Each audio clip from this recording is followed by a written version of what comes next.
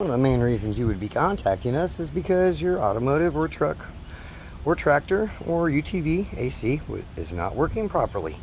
And I'm going to show you how I fix that. The basic checkout charge includes me checking pressures, turning the system on, making sure the compressor activates. You'll see the low side come down, the high side come up. And I'm going to use this truck as an example. I already know it's not full enough. So we're going to recover the system and weigh it. And the recovery pump running is a very noisy process, so I'll spare you all that part of the video. As we can see here, pressures are already down and we don't have a lot recovered yet. I'm assuming this system is very low. Most all vehicles come with a sticker under the hood telling you how much refrigerant goes in it. This system is 2 pounds 10 ounces. This excursion version is almost over 4 pounds.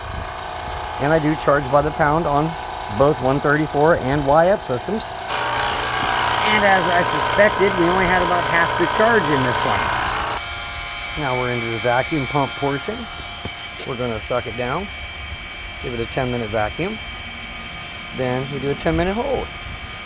And I'll take a picture of the gauge so I don't lose place. And then walk away and we'll chit-chat for a little bit while we're waiting to see if the vacuum test holds. I know the vacuum test on this truck does not hold. I just shoot more Freon in it every year. So we're going to bypass that step just for the sake of the video. And yes, even if we speak up on the phone, I'm going to ask you to come to the website and fill out the form. You will need to, it is much easier to do this from a desktop computer because the color scheme hides some of the wording under the boxes. I highly recommend you read them. And basically you are agreeing that you're going to pay me at least $85 for showing up. I don't understand how people think I'm just going to show up and check your AC for free, because it's not possible. And minimum checkout at most shops is $80. I charge $85 to come to you and do it. The minimum charge I've seen for the service is $180 to $280 plus refrigerant. Most of my system chargers are priced way under that. And I'm coming to you, so you don't got to sit around a shop worrying about what they're going to call you and tell you. And I am not here to sell you things you don't need. And I re-diagnose a lot of problems from a lot of other shops as well. So keep that in mind. And now we'll get to filling this thing once I get this thing to level out to 0.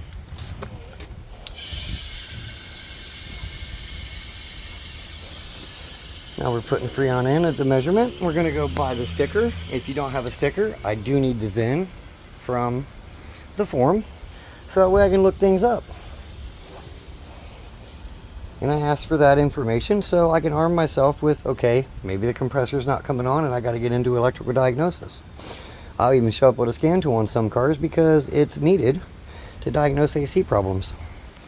Because a lot of your newer vehicles disable the AC system when certain check engine lights come on.